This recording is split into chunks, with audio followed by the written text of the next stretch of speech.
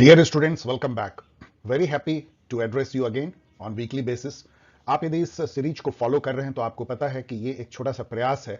सभी जो इवेंट होते हैं एक वीक में, उसको समेटने की कोशिश, केवल इंपॉर्टेंट ऑफ कोर्स और केवल वो जो एग्जामिनेशन में आ सकते हैं मेरे अनुसार से। ऑफ कोर्स कुछ छूट सकते हैं मुझसे, और सभी एग्जाम के लिए। और मुझे पूरा विश्वास है कि यदि आप इस सीरीज को फॉलो करेंगे तो कोई भी एग्जाम हो, उसमें यदि करंट इवेंट आएगी तो आप अपनी को पीछे नहीं पाएंगे, ये मेरा दावा है। और उसके थ्रू दुनिया को समझने की भी कोशिश, केवल ये नहीं कि क्या हो रहा है, क्यों हो रहा है, क्या उसके पीछे कॉन्टेक्स्ट है। So let us begin the week as it was 8 से 14 नवंबर। आज भी जब मैं बैठा हूं, आज की भी घटनाएं हैं।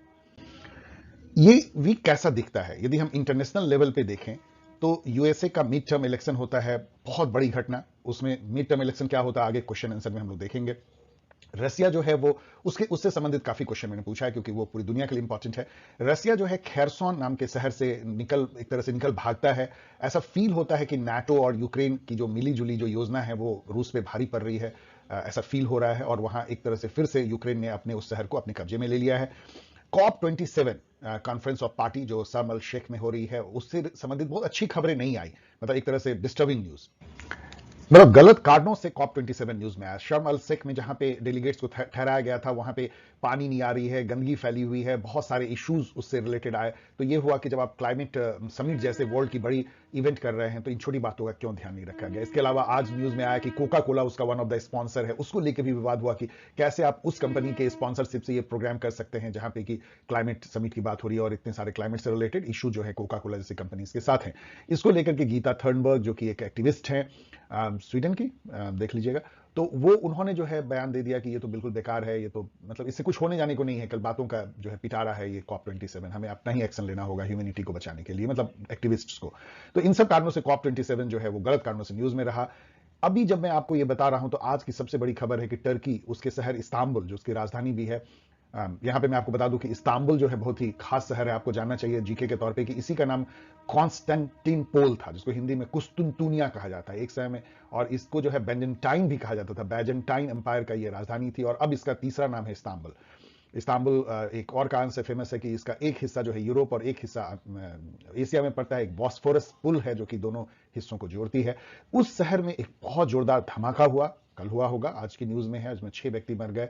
और उसके जो प्रेसिडेंट है टर्की के, आपको पता है, एर्दोगान, जो कि बहुत सारे विवादास्पद बयानों के लिए जाने जाते हैं, तो वो अब हरकत में आ चुके हैं। अब देखिए कौन किसको पकड़ा जाता है, कुछ लोगों को पकड़ा भी गया है, कौन ऑर्गेनाइजेशन इसका जिम्मा लेता है। बाली में जो है G20 आज से ही शुरू हो रही है, 14 नवंबर से इसकी धूम है, मोदी जी भी जा रहे हैं उसमें। और उसमें रसिया ने बायकाट का फैसला लिया है, एक तरह से वो नहीं जा रहे हैं, तो ये भी एक न्यूज में है। G20 को लेके और भी न्यूज है क्योंकि इंडिया अब इसकी प्रेसिडेंटशिप, इसके बाद अभी इंडोनेशिया है, उसके जस्ट बाद इंडिया उसकी प्रेसिडेंटशिप संभालेगा। अगले साल जो है दिल्ली में होगी। उसके लोगों को अनवील किया गया है, मतलब लोगों को समर्पित किया गया है, उस पर भी हम लोग चर्चा करेंगे। इंडिया में यदि न्यूज देखें तो 2 राज्यों में इलेक्शन की सबसे अधिक धूम रही। एचपी में इलेक्शन हिमाचल प्रदेश में हो चुका, पहाड़ी राज्य में। गुजरात में 8 दिसंबर को रिजल्ट आएगी और 1 और 5 दिसंबर को उसके इलेक्शन है, 2 दिनों में। अब उसकी प्रचार प्रसार चल रही है, तो इस पर ज्यादा खबर रही। कुछ क्वेश्चन एग्जाम के लिए इससे आता है नहीं। New chief justice of India justice Chandrachud, जिनके फादर भी चीफ जस्टिस रहे थे, बहुत ही अच्छी बात है कि पिता सन, और बहुत यूनिक बात भी है, उन्होंने चार्ज संभाला। और एक बहुत राहत की बात रही कि 2 साल के लिए वो रहेंगे, तो एक स्टेबिलिटी आएगी। बहुत जल्दी जल्दी जो चीफ जस्टिस बदलते हैं वो भी बहुत कोई जुडिशरी के लिए अच्छी बात तो है नहीं। तो इसको लेकर के खबरें काफी ज्यादा रही कि वो क्या चेंजेस लाएंगे। बहुत सारे इस बीच में जो है इंट्रिगिंग कोर्ट जजमेंट रहा। इंट्रिगिंग वर्ड का मतलब होता है इंटरेस्टिंग, लेकिन क्यूरियसली इंटरेस्टिंग, जिसमें बहस हो सकती है। तो उस तरह के कोर्ट जजमेंट आए। ईडब्ल्यूएस पे पिछले वीक आया था, काफी बहस हुई कि क्या 10% फॉरवर्ड कास्ट के जो लोग हैं उनको रिजर्वेशन देना ठीक है क्या, और उसमें से बैकवर्ड कास्ट को निकाल देना ठीक है क्या, इस पे बहुत बहस हुई। Chhawla rape murder case Delhi में हुआ था जो बहुत ही दर्दनाक था, और वो दिल्ली की जो गैंगरेप केस थी बस में जो हुई थी दिसंबर 2012, उससे भी पहले 6 महीने पहले हुई थी। आप समझिए क्या होता है, मीडिया किस चीज को पकड़ती है। ये उससे भी दर्दनाक था। उस बच्ची के साथ जो हादसा हुआ था, जो रेप हुआ था, उसके शरीर को जिस तरह से जलाया गया था और उसको मतलब एक तरह से दर्दनाक मौत दी गई होगी, वो उस गैंग रेप जो बस में हुआ था उससे भी ज्यादा दर्दनाक था। लेकिन ये मीडिया में उस तरह से प्रचारित नहीं हो पाया। उसका अभी जब फैसला आया तो पूरी इंडिया सैड हो गई, क्योंकि सुप्रीम कोर्ट ने उन मुजरिमों को छोड़ दिया, जबकि लोअर कोर्ट, हाई कोर्ट ने उनको मृत्युदंड की सजा दी थी, ये कहते हुए कि सफिशिएंट प्रूफ नहीं है इनके अगेंस्ट में। इससे पूरी कंट्री में ये मैसेज गया कि हमारा जूरिस्प्रूडेंस, हमारा पुलिसिंग सिस्टम कैसा है, कि 10 साल तक जो है एक परिवार न्याय के लिए आशा देखता है और उसको क्या मिलता है, कुछ नहीं। आज पता नहीं कि उस लड़की के साथ किसने क्या किया, मतलब ये इशू उठती है। यदि इन लड़कों ने नहीं या इन लोगों ने नहीं तो किसने।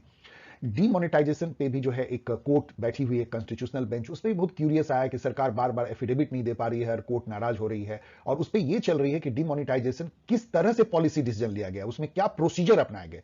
प्रोसेसुअल क्वेश्चन पे कोर्ट पूछ रही है कि क्या उसमें जो रूल रेगुलेशन थे, आरबीआई के एक्ट थे, क्या उसको तोड़ा तो नहीं गया। इन पर जो है बहस हो रही। तो अभी भी डीमोनेटाइजेशन का जो इशू है वो मरा नहीं है, क्योंकि कोर्ट में, कॉन्स्टिट्यूशनल बेंच में। यहां आपको यह भी पता होना चाहिए कि कॉन्स्टिट्यूशनल बेंच की अब जो है लाइव प्रसारण किया जाता है। आप चाहें तो गूगल पे जाकर के खोजिए और जाके देखिए ई कोर्ट सिस्टम में कि कॉन्स्टिट्यूशनल बेंच में जजेस कैसे सुनते हैं। और मैं कहूंगा यदि आप पॉलिटिकल साइंस के स्टूडेंट हैं तो आप इसको लाइव देखिए। इसी तरह से लाइव लोकसभा, राज्यसभा देखते हैं, वैसे ही जो है आप कॉन्स्टिट्यूशनल बेंच की जो कार्रवाई होती है उसको आप लाइव देखना चाहिए आपको, कुछ को जरूर, कैसे जुडिशरी हमारा फैसला लेती है। इसके अलावा दो बहुत ही अच्छे न्यूज नहीं आए दूर साउथ से, तमिलनाडु और केरला से, जहां पे कि दोनों राज्य की सरकारें अपने ही गवर्नर से भिड़ गई। और ये कोई नई घटना नहीं है, अब इतनी ज्यादा होते जा रही है कि इस पे प्रश्न लग रहा है कि गवर्नर का रोल क्या होना चाहिए। गवर्नर जो है अपॉइंटेड एक ऑफिसर जैसे होते हैं, महामहिम जरूर होते हैं, लेकिन वो तो अपॉइंटेड होते हैं प्रेसिडेंट के द्वारा, एक तरह से सेंटर के एजेंट होते हैं, और चुनी हुई वहां पे राज्य सरकारें होती है। यदि वो दोनों अलग अलग पार्टी की हो जाए, जैसे कि केरला तमिलनाडु में है, तो फिर वहां पे गवर्नर और राज्य सरकार में टकराव बहुत बढ़ जाता है। टकराव की यह हालत हो गई कि तमिलनाडु की सरकार ने कैबिनेट से रिजोल्यूशन पास करके एक मेमोरेंडम जारी किया प्रेसिडेंट श्रीमती मुर्मू को कि हमारे गवर्नर को हटा दिया जाए। अब ये अनप्रेसिडेंटेड है कि राज्य सरकार रिकमेंड करी गवर्नर को डिसमिस कर दिया जाए, चेंज कर दिया जाए।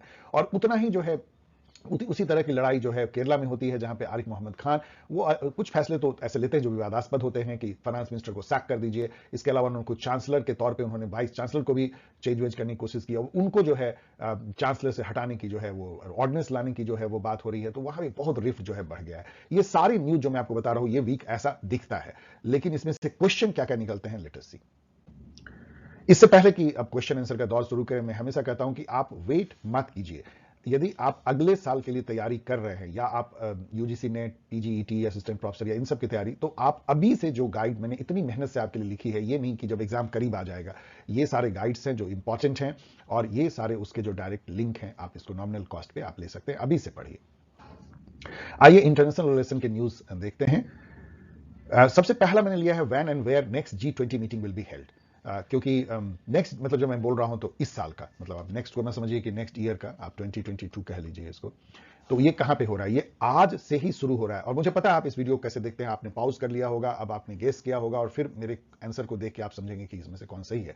तो ये सही नहीं है, 26 से 30 भी नहीं हो रहा है, न्यू दिल्ली में भी नहीं हो रहा है। तो न्यू दिल्ली नहीं है, बाली में हो रही है, और नवंबर 14 से 16, 2 दिन की जो है, 3 दिन की कह लीजिए, G20 की समिट जो है बाली में हो रही है। बाली में कहां हो रहा है ये देखिए, ये बहुत फेमस पैलेस है जो वहां पे पहले सुल्तान होते थे, उनका पैलेस है।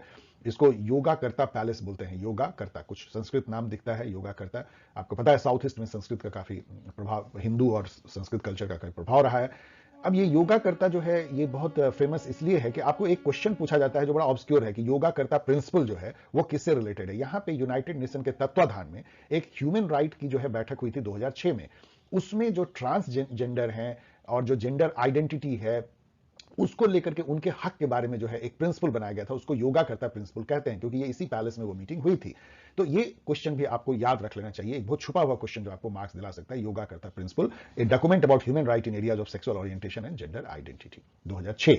अब यहां मैं पूछ रहा हूं कि कितने नेशन स्टेट जो है G20 के मेंबर है। ये बड़ा इंपॉर्टेंट क्वेश्चन है और एक क्विज टाइप का है। आप सोचेंगे G20 तो 20 मेंबर होंगे, ऐसा नहीं है। इसके मेंबर जो कंट्री हैं केवल 19 है। तो फिर 20वां कौन है? 20वां यूरोपियन यूनियन है, जो एक नेशन नहीं है, एक सुपरा नेशन है, लेकिन 20वां मेंबर है G20 का। G20 कब जो है वो एग्जिस्टेंस में आया, ये भी एक क्वेश्चन बहुत ही रन ऑफ द मिल, बहुत ही यूजुअल क्वेश्चन है, और ये 1999 में इसको सेटअप किया गया था। G20 में दुनिया के 20 सबसे जो इंपॉर्टेंट कंट्री हैं इकोनॉमी के हिसाब से या एरिया के हिसाब से वो आते हैं। इसमें वर्ल्ड का 80% जीडीपी शामिल हो जाता है, 60 से 70% तक इंटरनेशनल ट्रेड है, 2/3 जो है ग्लोबल पॉपुलेशन यहां वास करती है, और 60% वर्ल्ड का लैंड एरिया G20 देश में है। इंडिया भी उसका मेंबर है और सभी बड़े देश इसके मेंबर हैं। G20 का हेडक्वार्टर कहां है ये मैं पूछ रहा हूं। आपको लगता होगा लंदन, न्यूयॉर्क, पेरिस या कहीं और है, कहीं भी इसका हेडक्वार्टर नहीं है। ये एक रोटेशनल सेक्रेटेरिएट है। जैसे अभी इंडिया देखिए G20 की प्रेसिडेंसी मिल रही है, तो इंडिया ने अपना एक सेक्रेटेरिएट सेटअप किया है, वहां ऑफिसर्स को भर्ती किया है, भर्ती में ट्रांसफर किया है, और वही ऑफिसर मिल करके G20 के सेक्रेटेरिएट को चलाएंगे। 1 साल तक चलेगा, फिर जो कंट्री बनेगा, जैसे अभी इंडोनेशिया में सेक्रेटेरिएट इसका खुला हुआ होगा वहां की राजधानी। तो इसकी रोटेशनल सेक्रेटेरिएट है, कोई परमानेंट हेडक्वार्टर नहीं है। अब यहां मैं इसी G20 से रिलेटेड क्वेश्चन पूछ रहा हूं कि हुई जोको विडोडो। आप देखिए जो वर्ल्ड के जो लीडर हैं इंपॉर्टेंट कंट्री के, डियर स्टूडेंट, उनका नाम जरूर पता होना चाहिए आपको। जो करीब 10 कंट्री जो इंपॉर्टेंट है उसमें से एक इंडोनेशिया के प्रेसिडेंट का नाम याद रखिए। क्यों? क्योंकि अभी ये G20 के प्रेसिडेंटशिप को भी निभा रहे हैं रोल, और काफी अपने G20 के बयानों के चलते भी ये चर्चा में रहते हैं। तो he is president of Indonesia, जो G20 का प्रेसिडेंट है। Which major country is not participating in G20 summit 2020? एक कंट्री ने कहा है मैं पार्टिसिपेट नहीं करूंगा, और मेजर कंट्री है वो है रसिया। आप समझ सकते हैं क्यों? क्योंकि उसको इतनी कंट्रोवर्सी हो चुकी है यूक्रेन पे, लोग उनको इतना भाषण देते हैं। अभी एससीओ समिट में इंडिया ने भी उनको एक तरह से पाठ पढ़ा दिया मोदी जी ने कि ये वॉर का समय नहीं है, तो वो भी काफी न्यूज में आया। तो हो सकता है उनको लगा होगा कि अमेरिका है वहां पे, क्यों वहां पे जाएं और डिस्प्यूट पैदा करने के लिए। तो पुतिन यहां पे नहीं आ रहे हैं, ना ही वो वीडियो कॉन्फ्रेंस से संबोधित कर रहे हैं। COP27 is being held at, कहां हो रही है ये मैं दूसरी बार पूछ रहा हूं, क्योंकि ये काफी न्यूज में है। मैंने जैसे बताया गलत कारणों से न्यूज में है। इसका जरा सा लोगो देखिए कितना ब्यूटीफुल है, और ये शर्म अल शेख में हो रहा है 6 से 18 नवंबर तक, और यहां बहुत सारे इश्यूज पे डिस्कशन हो रहे हैं। उससे रिलेटेड मैं आपको एक क्वेश्चन भी बता रहा हूं, उसका आंसर भी, कि क्लाइमेट चेंज को कोप अप करने के लिए, उससे लड़ने के लिए दो मेन स्ट्रैटेजी बनाई गई है, या बन सकती थी, और वही बनाई गई है। एक को कहते हैं मिटिगेशन, दूसरे को कहते हैं एडेप्टेशन। मिटिगेशन मतलब ये है कि भाई हम कम से कम उसका इफेक्ट को कम करेंगे, मतलब क्लाइमेट चेंज को रोकेंगे, ये मिटिगेशन है। उसके लिए पेरिस क्लाइमेट अकॉर्ड में, जिसको COP21 भी कहते हैं, वहां पे लाई गई एनडीसी, नेशनली डिटरमिन्ड कंट्रीब्यूशन। ये बॉटम अप अप्रोच था कि कंट्री खुद बताएं कि मिटिगेशन स्ट्रेटजी उनकी क्या है क्लाइमेट चेंज को रोकने के लिए। इंडिया ने जैसे कहा कि हम नेट जीरो हो जाएंगे 2070 में, हम इतना परसेंट कम कर देंगे 2030 तक के टारगेट जो है कंट्री ने दिए। कितना हम ग्रीन एनर्जी पे चले जाएंगे, कितने हम ग्रीन हाउस गैसेस कम करेंगे, कितना हम जो है और एफर्ट लेंगे क्लाइमेट चेंज को रोकने के लिए, एनर्जी इंटेंसिटी कैसे घटाएंगे, लाइक दैट। एडेप्टेशन जो है, यदि हम नहीं रोक पाते हैं तो हमको उसी के साथ जिंदा रहना, ह्यूमैनिटी को क्लाइमेट चेंज के साथ जिंदा रहना है। सी लेवल राइज होगी, आइलैंड डूबेंगे, कहीं बाढ़ आएंगे, कहीं सूखा पड़ेगा, और ज्यादा ग्लोबल वार्मिंग होगी, उसके साथ कैसे जिंदा रहें, कैसे खेत ना सूख जाए, कैसे अपने एग्रीकल्चर को रेजिलियंट बनाएं, कैसे जो है फूड सिक्योरिटी रखें क्लाइमेट चेंज में, कैसे लोगों को बचाएं। तो इसके लिए जो जो एडाप्टेशन टेक्निक हो सकती है, मतलब उससे उसके साथ कोप अप करने की, वो दोनों, तो ये दोनों एग्जाम में पूछे आते हैं कि व्हाट आर द टू। इसके लिए हर कंट्री को नेशनल एडेप्टेशन प्लान बनाना है कि आप एडेप्ट करने के लिए क्या कर रहे हैं। COP28 कहां होगा? जब COP27 की बात हो रही है तो COP28 की बात हो रही है। कॉप से रिलेटेड आपको याद होगा, मुझे लगता है पिछले बार मैंने मोटिवेटर बताया, कॉप होता क्या? Conference of party. और ये किसकी पार्टी है? ये वो साइनिंग पार्टी जिन्होंने United nation framework convention on climate change, UNFCCC को साइन किया था। कब साइन किया था? 1992 के रियो समिट के बाद में। ये कन्वेंशन क्या था कि वर्ल्ड को कैसे जो है बचाना है क्लाइमेट चेंज से, उसके कन्वेंशन फ्रेमवर्क था। उसमें जिन्होंने साइन किया था, उन पार्टीज की हर साल एक समिट बैठक होती है, उसको कॉप कहते हैं। अभी तक 26 कॉप हो चुकी है, ये 27वां कॉप है। लास्ट कॉप जो है ग्लासगो में हुई थी, और इस बार का कॉप जो है शर्म अल शेख इजिप्ट में हो रहा है। 28वीं कॉप जो है वो कहां होगी? ये आंसर है यूनाइटेड अरब अमीरात में होगी। तो बैक टू बैक इस अफ्रीका और फिर Asia. Tenure of member of house of representative. अब एक सीरीज ऑफ क्वेश्चन में यूएस मिड टर्म इलेक्शन से पूछ रहा हूं। आपको मैं यहां बता दूं कि मिड टर्म इलेक्शन क्या होती है। देखिए, यूएस के प्रेसिडेंट का इलेक्शन जो है हर 4 साल पे होता है। लास्ट इलेक्शन 2020 में हुई है। अब इसके 2 साल बाद, अब जो अगला इलेक्शन कब होगा? 2024 में यूएस प्रेसिडेंट का इलेक्शन होगा। लेकिन इस बीच में 2 साल बाद आता है मिड टर्म, मतलब कि प्रेसिडेंट का मिड टर्म, और वहां पे होती है इलेक्शन, 2 इलेक्शन। एक हाउस ऑफ रिप्रेजेंटेटिव के सारे मेंबर्स का, क्योंकि उनकी टेनियर ही 2 साल है, जो मैं यहां पूछ रहा हूं कि टेनियर of member of house of representative in USA. अब यहां पहले चलिए इस क्वेश्चन को रोक दीजिए और यहां आ जाइए। यूएस के जो पार्लियामेंट है यूएसए का, उसको कहते हैं कांग्रेस। अब आप इस कांग्रेस पार्टी से मत कंफ्यूज कीजिएगा, और ना ही अपने यहां के पार्लियामेंट, मतलब अपने यहां का जो पार्लियामेंट है, संसद, वो यूएसए में कहलाता है कांग्रेस। पहले ये समझिए। अब कांग्रेस का है 2 पार्ट, एक अपर हाउस, एक लोअर हाउस। जस्ट जैसे अपने यहां राज्यसभा, लोकसभा, उसी तरह से यूएस कांग्रेस की अपर हाउस को कहते हैं सीनेट, और लोअर हाउस को कहते हैं हाउस ऑफ रिप्रेजेंटेटिव। ये वहां का लोकसभा है। सीनेट में है 100 मेंबर, हाउस ऑफ रिप्रेजेंटेटिव में 435 मेंबर। अब देखिए, सीनेट में 50 स्टेट है, वहां पे हर स्टेट से 2 मेंबर होते हैं। ये एक अलग है। इंडिया में क्या है, पॉपुलेशन के बेसिस पे राज्यसभा में हर स्टेट से मेंबर होते हैं। तो पता लगा यूपी से बहुत मेंबर हो गए राज्यसभा में, और सिक्किम से बहुत कम, एक हो सकते हैं, लाइक दैट। लेकिन वहां पे ऐसा नहीं है। वहां छोटा छोटा स्टेट हो उसको भी 2 मेंबर मिलेगा, और बड़ा से बड़ा स्टेट हो उसको भी 2 मेंबर मिलेगा। ये डिफरेंट है। हाउस ऑफ रिप्रेजेंटेटिव इंडिया जैसे ही होता है, हर स्टेट में जो है वो एक कंस्टिट्यूएंसी बांट दी जाती है, और उस कंस्टिट्यूएंसी से एक ही मेंबर जो है वो first pass the post FPTP method से चुना जाता है, जस्ट लाइक इंडिया।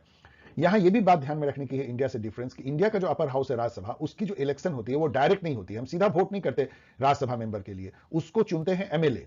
जबकि हाउस लोकसभा के लिए हम डायरेक्ट इलेक्शन करते हैं, उसके मेंबर को डायरेक्ट चुनते हैं। यहां पे क्या होता है, दोनों ही रिप्रेजेंटेटिव को, हाउस ऑफ रिप्रेजेंटेटिव के मेंबर को भी और सीनेट को भी पीपल डायरेक्ट चुनते हैं। ये बहुत बड़ा डिफरेंस है, सीधा वोट देते हैं। और बड़ा डिफरेंस क्या है कि इंडिया में जो अपर हाउस है राज्यसभा, उसकी बहुत अहमियत नहीं है लोकसभा के तुलना में। लोकसभा की तुलना में वो जो है कम पावरफुल हाउस है, लेकिन यहां उल्टा है। यहां सीनेट जो है वो हाउस ऑफ रिप्रेजेंटेटिव से ज्यादा पावरफुल है। केवल ना बल्कि हाउस ऑफ रिप्रेजेंटेटिव ज्यादा पावरफुल है। ये दुनिया की सबसे पावरफुल हाउस है। जैसे अमेरिका यदि कोई कन्वेंशन ट्रीटी साइन करता है वर्ल्ड में, तो उसकी रेटिफिकेशन सीनेट से जब होती है तभी उसको माना जाता है। इसके अलावा जजेज की जो अपॉइंटमेंट प्रेसिडेंट करते हैं तो सीनेट से उनको कंकरेंस लेना होता है। इवन यहां तक कैबिनेट सेक्रेटरीज और बहुत सारे जो एग्जीक्यूटिव चुने जाते हैं, जो प्रेसिडेंट चुनते हैं, उसको सीनेट से कंकरेंस होता है। सीनेट जो है हाउस ऑफ रिप्रेजेंटेटिव काफी सारे मामलों पर चेंज कर सकती है, वीटो लगा सकती है। इसलिए वहां पे वो पार्टी पावरफुल होती है जो सीनेट में जिसकी बहुमत होती है, ना कि हाउस ऑफ रिप्रेजेंटेटिव में। अब इतनी सारी बातें जानने के बाद जानिए कि मिड टर्म इलेक्शन होता क्या है। 2020 में जो है यूएस के प्रेसिडेंट का इलेक्शन हुआ, 4 साल बाद जो है 2024 में फिर इलेक्शन होगी।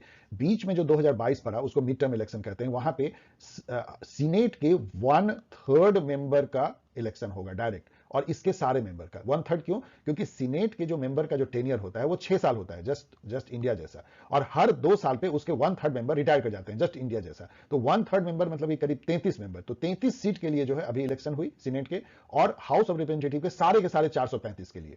तो ये इलेक्शन को मिड टर्म इलेक्शन कहलाते हैं। अब ये इलेक्शन क्यों इतना इंपॉर्टेंट है? क्योंकि इससे पता लगता है कि जो प्रेसिडेंट है, प्रेसिडेंट तो बदलने वाले हैं नहीं, जो बाइडेन है तो वही 2024 तक रहेंगे, लेकिन उनकी जो ताकत है वो घट बढ़ सकती है इससे कि यूएस कांग्रेस में किस पार्टी का वर्चस्व होता है। आपको पता है कि जो बाइडेन डेमोक्रेटिक पार्टी के हैं। यदि डेमोक्रेटिक पार्टी इसको जीत लेती इस इलेक्शन को, तो उनका जो यूएस कांग्रेस में दबदबा हो जाएगा। और आपको पता है कि वहां पे प्रेसिडेंट तो डायरेक्टली चुने होते हैं और वो पार्लियामेंट पे कांग्रेस पे डिपेंडेंट नहीं होते अपने एग्जिस्टेंस के लिए, उनकी सरकार गिरती नहीं है। लेकिन उनको जो बिल पास कराना होता है उसमें कांग्रेस की सहमति चाहिए होती है, खास करके सीनेट की। तो यदि वो सीनेट में अपना लूज कर जाते हैं तो इससे समझिए क्या होगा कि वहां पे उनको बिल बनाना, बिल पास करना, रिफॉर्म लाना और कोई भी निर्णय लेना, पब्लिक पॉलिसी लेना बहुत डिफिकल्ट हो जाएगा, उनके रोड ब्लॉक हो जाएंगे। अब जो इलेक्शन हुआ उसमें क्या हुआ थोड़ा और जान लीजिए। ऐसी आशा थी ओपिनियन पोल से कि रिपब्लिकन पार्टी पूरा स्वीप कर लेगी, मतलब कि सीनेट में भी जीत जाएगी और हाउस रिप्रेजेंटेटिव में भी, और जो बाइडेन को बहुत बड़ा धक्का लगेगा। लेकिन एक्चुअली हुआ उसका उल्टा। सीनेट में तो डेमोक्रेट ही बहुमत में रहे, सिलेंडर 50-49 टाइप का, मतलब रहे ना हारे। और जो हाउस ऑफ रिप्रेजेंटेटिव में भी रिपब्लिकन को बहुत सिलेंडर मेजोरिटी मिली। इससे लोग ये कह रहे हैं कि पिछले 40 साल में ये बेस्ट परफॉर्मेंस है किसी भी इनकम्बेंट प्रेसिडेंट का, और इससे जो बाइडेन एक मजबूत नेता के रूप में बने रहेंगे और अमेरिका जो भी कर रहा है वो करता रहेगा। अब देखिए इससे वर्ल्ड को क्या फर्क पड़ता है। एक एग्जांपल कल मैं देता हूं, क्योंकि बहुत लंबा डिस्कशन हो रहा है। यदि ये रिपब्लिकन स्वीप कर लेता है इसको, तो पता है क्या होता? आप समझ लीजिए यूक्रेन में जो सहायता दे रही है यूएस, उस पर भी थोड़ी चैलेंज लगती, क्योंकि ट्रम्प और उसकी रिपब्लिकन पार्टी उसको अपोज कर रहे हैं, तो बहुत सारा पैसा ही नहीं मिलता और यूक्रेन को जो सपोर्ट किया जा रहा है वो रुक जाता है। इस टाइप की काफी सारे चीजों पे जो है वो अमेरिका की पॉलिसी चेंज होने लगती है यदि यूएस कांग्रेस में रिपब्लिकन बहुत बड़ी मेजोरिटी से जीतती। जैसा हुआ नहीं, डेमोक्रेट ने अपने घर को बचा लिया। तो यहां मैं क्वेश्चन पूछ रहा हूं, टेनियर of member of house of representative कितना होता है? तो ये 2 साल होता है। ध्यान रखिएगा डियर स्टूडेंट्स, बहुत कंफ्यूजन होती है, कई लोग 4 साल मार देते हैं, और ये क्वेश्चन बहुत पॉपुलर क्वेश्चन है पॉलिटिकल साइंस का। Who is Nabila Saeed? अब यहां पे आप फोटो देख सकते हैं। नबीला सईद जो है एक 23 साल की नवयुवती है, इंडो अमेरिकन, और ये बन गई हैं youngest member of US house of representative. 23 साल की उम्र में इलिनॉइस से। इलिनॉइस वहां पे सेंट्रल अमेरिका में एक स्टेट है बहुत बड़ा, शिकागो के पास में, शिकागो उसकी राजधानी भी है। और वो जो है बन गई हैं, डेमोक्रेट पार्टी की थी और ये बन गई है एक तरह से लोकसभा मेंबर वहां की। अरुणा मिलर कौन है? अरुणा मिलर ने भी इस मिड टर्म इलेक्शन में इंडिया का नाम रोशन किया। ये भी एक इंडो अमेरिकन है और ये बन गई हैं lieutenant governor elect Maryland. Maryland जो है वो अमेरिका का जो राजधानी है उसके बगल में स्टेट है, बहुत important state, university of Maryland बहुत फेमस है। वहां पे ये सेकंड इन कमांड, जो देखिए वहां का जो चीफ मिनिस्टर होता है स्टेट का, उसको गवर्नर कहते हैं। तो समझिए governor is whole and soul of a state, वहां का चीफ एग्जीक्यूटिव है। और गवर्नर का जो डिप्टी गवर्नर होता है उसको वहां पे लेफ्टिनेंट गवर्नर कहते हैं। तो ये डिप्टी गवर्नर बन गई है मैरीलैंड की, अभी जो यूएस मिड टर्म इलेक्शन हुआ, ये भी डेमोक्रेट है। तो दोनों जो इंडिया की जो लेडी है, इंडिया अमेरिकन, वो दोनों डेमोक्रेट लीडर थी और दोनों ने बहुत बड़ी सफलता जो है पाई है यूएस मिड टर्म इलेक्शन में, और इंडिया का जो है एक तरह से नाम रोशन किया। तो अब ऋषि सुनाक के बाद आप इन लोगों को भी जानेंगे, और वहां कमला हैरिस तो हैं ही। तो इंडियन ओरिजिन के लोग इतने इंपॉर्टेंट पोस्ट पे है, हमें इसका गर्व होना चाहिए। Which colour represent Republican and Democrat parties in USA? ये एक जनरल नॉलेज का क्वेश्चन है जो जरूर जाना चाहिए, कंपैरेटिव पॉलिटिक्स का भी। वहां पे जो रिपब्लिकन है उनको रेड कलर से दर्शाया जाता है और जो डेमोक्रेट हैं उनको ब्लू कलर से। जैसे अभी कहा जा रहा था कि रेड वेव चल रही है यूएस में इस मिड टर्म इलेक्शन में, वैसे वो रेड वेव हुआ नहीं, ब्लू ने रेड वेव को कंट्रोल कर लिया। सो रिपब्लिकन रेड और डेमोक्रेट ब्लू, तो ये सही है। Who are called Hispanics in USA? ये भी इसलिए न्यूज में रहा कि अभी वहां पे हिस्पैनिक्स, इंडो अमेरिकन, इन सब की जो रेशियल बातें होती रहती है, रेसियलिज्म ऐसा नहीं कि मरा है वहां पे हिस्पैनिक्स किसको कहते हैं? मेरा क्वेश्चन है, क्या वो एशियन, अफ्रीकन, इंडिया से आए हुए, लैटिन अमेरिका से आए हुए लोग कहते हैं? वहां जो लोग लैटिन अमेरिका से बसे हैं अमेरिका में, खास करके मैक्सिको से, उसको वहां हिस्पैनिक्स कहते हैं। और उनको थोड़ा हे दृष्टि से देखा जाता है हिस्पैनिक्स को। उनको जो नौकरी भी दी जाती है, गार्ड की नौकरी, चौकीदार की नौकरी, गेट क्लर्क की नौकरी, छोटे मोटे नौकरी, मैनुअल जॉब, इस तरह के जॉब जो है दिया जाते हैं। मैं ऐसे कह रहा हूं, मतलब जो मुझे समझ में आई है, मैं कोई डिराइट किसी को नहीं कर रहा हूं, लेकिन ऐसा नहीं कि वहां मर गई है एक तरह से रेसिलिज्म। तो हिस्पैनिक्स लैटिन अमेरिका से आए हुए, और हिस्पैनिक्स स्पेनिश मूल के लोग कहते हैं। और आपको पता है कि लैटिन अमेरिका में स्पेनिश बोली जाती है, इसलिए यहाँ एक और टर्म जान लीजिए, वहाँ काफी फेमस है, लैटिनो। लैटिनो और हिस्पैनिक्स एक ही जैसे लोग होते हैं, लेकिन लैटिनो ज्योग्राफिकल दर्शाता है जो लैटिन अमेरिका से आते हैं, और हिस्पैनिक्स वो हैं जो कि स्पेनिश लैंग्वेज बोलते हैं। उसमें कैरिबियन कंट्री के लोग भी जो इमिग्रेंट हैं, उसको भी हिस्पैनिक्स ही वहां कहा जाता है। What is generation Z? और ये क्वेश्चन मैं क्यों पूछ रहा हूं, क्योंकि अभी जो इलेक्शन हुआ मिड टर्म, उसमें जनरेशन जेड का यूएसए में काफी रोल था। उन लोगों ने बढ़ चढ़ के हिस्सा लिया, और वो लोग ने डेमोक्रेटिक पार्टी को सपोर्ट किया। तो जनरेशन जेड क्या है? अब यहां मैंने चारों जनरेशन, ये अमेरिका का है, वैसे वर्ल्ड ओवर इसको थोड़ा बहुत जो है फॉलो किया जाता है, इस टेम्पलेट को। Generation B, generation X, generation Y, generation Z, एक मिलेनियल भी जोड़ सकते हैं। तो बी जो है बेबी बूमर कहलाते हैं, जेन एक्स जो है, जेन वाई, जेन जेड। अब जेन जेड जो है वो डेमोक्रेटिक कोहर्ट है। कोहर्ट आप सोचेंगे पता नहीं सर क्या वर्ड बोल रहे हैं। कोहर्ट वो होता है जो एक साथ जन्म लेते हैं, मतलब वो ग्रुप ऑफ पीपल जो एक ही लगभग समय में पैदा हुए हैं, तो लगभग एक समय मरेंगे, तो वो एक ही समय पृथ्वी पे जीते हैं, तो वो एक कोहर्ट बन जाते हैं। तो ये डेमोग्राफिक कोहर्ट है। अब इसमें से चुन लीजिएगा अब इस वीडियो को पॉज करके, लेकिन जो सही है वो ये है कि लेट 1990, मान लीजिए कि 1996 से लेकर के और 2010 के बीच में जो बच्चे पैदा हुए हैं, वो जो कोहर्ट बनाते हैं, वो उसको जनरेशन जेड कहते हैं। अब आप समझिए अभी वो किस उम्र के होंगे? अधिक से अधिक जो है वो 27 साल, 26-27 साल से लेकर के, और हो सकता है बहुत बच्चे हों, 12 साल के भी बच्चे हैं, तो ये जनरेशन जेड कहलाते हैं। इनके बारे में पढ़ लीजिएगा, इनकी कैसी मेंटेलिटी है, बहुत सारे कंपैरिजन किए आते हैं। उससे पहले जनरेशन वाई होता था, जो 1980 से लेकर 94 के बीच में जो बच्चे पैदा हुए, जनरेशन वाई, उनको मिलेनियम चाइल्ड भी कहा जाता है। और जेन एक्स जो है वो 1960, लेट 60 से लेकर 79 तक जो जनरेशन पैदा हुआ, उसको जेन एक्स कहा था। और 1940 से 1959 के बीच में बेबी बूमर कहा जाता है, क्योंकि उन्होंने बच्चों को जो है बहुत तरजीह की दी, बच्चों को मतलब उस तरह से पाला जैसे कि वो उसकी अतुल संपत्ति हो, उन पर कोई बोझ नहीं डाला। उसके पहले के लोग बच्चे को तो काम में लगा देते थे, बच्चे मतलब एक तरह से मैन पावर, वर्क को बढ़ाने, वो डिवीजन ऑफ लेबर के लिए होता था। बेबी बूमर पहली बार वो आया जिसमें कि एफ्लुएंट हो गए मिडिल क्लास अमेरिका में, और वो बच्चे इसलिए नहीं पैदा करते थे कि उनको बच्चों के लेबर की जरूरत थी, बच्चे केवल अपने वो खुशी के लिए, उन बच्चों को देख करके गर्व हो रहा है उसके लिए बच्चे को बड़ा करते थे, बेबी बूमर। तो ये जेन जेड है। Which is correct about policy of Israel? Sorry, ये क्वेश्चन को छोड़ दीजिए, मैं पिछले वीक में डिस्कस कर चुका हूं, आप देख लीजिएगा इसको। Who is Ron DeSantis? ये इनका भी नाम जानिए, यूएस मिड इलेक्शन में इनका भी काफी नाम आया। ये क्यों नाम आया, पहले देख लीजिए ये हैं कौन। ये अभी फिर से इलेक्ट हो गए हैं फ्लोरिडा के गवर्नर। और ये क्यों आया, क्योंकि ये सबसे ज्यादा वोटों से ये जीते हैं, और तब जबकि बहुत सारे गवर्नर जो हैं रिपब्लिकन, ये रिपब्लिकन है, रिपब्लिकन जो है हार गए। और ये ट्रंप से इनका 36 का आंकड़ा हो गया। पहले ट्रंप के ये काफी एक तरह से पोटीजी थे, ट्रंप ने इनको आगे बढ़ाया था पॉलिटिकली, लेकिन अब ये ट्रंप के प्रतिद्वंदी हो गए।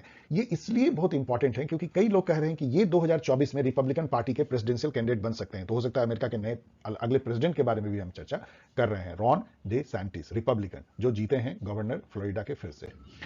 वर्ल्ड काइंडनेस डे कब सेलिब्रेट किया था? ये अंतिम क्वेश्चन में इंटरनेशनल से मैं पूछ रहा हूं। मैं हमेशा इस डे को, लगभग जो भी डे पड़ता है उसको मैं देखने की कोशिश करता हूं, आपको याद रखने की कोशिश। ये 13 नवंबर को फॉल करता है, और एक एनजीओ ने इसको शुरू किया था काफी साल पहले। और इसमें ये होता है कि be kind to human, be kind to your fellow people, be kind to nature, be kind to animals. दया दिखानी चाहिए, हमें एक ऐसा भाव रखना चाहिए, सब पे दया करनी चाहिए। क्योंकि आप रूसो को याद कीजिए, तो उनका कहना है कि मानव में दो ही गुण भगवान ने या नेचर ने दिए हैं। एक कि वो सेल्फ प्रिजर्वेशन, अपने को वो प्यार करता है, मतलब सबसे ज्यादा वो अपने को बचाना चाहता है किसी भी कॉस्ट पर। दूसरा, उसको दूसरे के दर्द को देख के होती है दया। ये हम लोगों में है, खून बहता हुआ देख के कोई मनुष्य ऐसा नहीं होता इसका दिल नहीं पिघलता। तो बी काइंड। अब आइए इंडिया के न्यूज को जल्दी से देखते हैं। विच flower feature in the G2023 लोगो? देखिए, इंडिया जो है 2023 का प्रेसिडेंटशिप संभालने जा रहा है, उसने अभी लोगो अनवील किया। ये है उसकी लोगो, इसमें आप देख सकते हैं कमल का फूल, उसके ऊपर ग्लोब। अब इसको लेकर के विवाद छिड़ा, विरोधी दलों ने यह कहा कि बीजेपी ने अपने पॉलिटिकल पार्टी का सिंबल को देके अपनी पार्टी का प्रचार किया है। जो भी ये सब होती है ये डिस्कशन। इसका जो थीम है वो मैं पूछ रहा हूं, ये भी बड़ा इंपॉर्टेंट है, ये आगे क्वेश्चन पूछा जाता है। यहां आप थीम दे सकते हैं, देख सकते हैं, वसुधैव कुटुंबकम, मतलब कि पूरी दुनिया ही हमारा रिलेशन है, जो हमारे संस्कृत में कहा जाता है, वर्ल्ड इज वन। और इसका जो अगला टैगलाइन है इंग्लिश में, one earth one family one future. तो one earth one family one future इसकी टैगलाइन है, याद कर लीजिए। What is Malabar exercise? इन सब में जो है मालाबार एक्सरसाइज छुपी हुई रही, जो कि कई सालों से हो रही है। ये जो क्वाड नेशन है, जो 4 देशों की एक तरह से military, semi political military alliance, उसमें यूएसए है, जापान है, इंडिया है, ऑस्ट्रेलिया है, उनकी सेनाओं, नेवल सेना, नेवी की जो सेना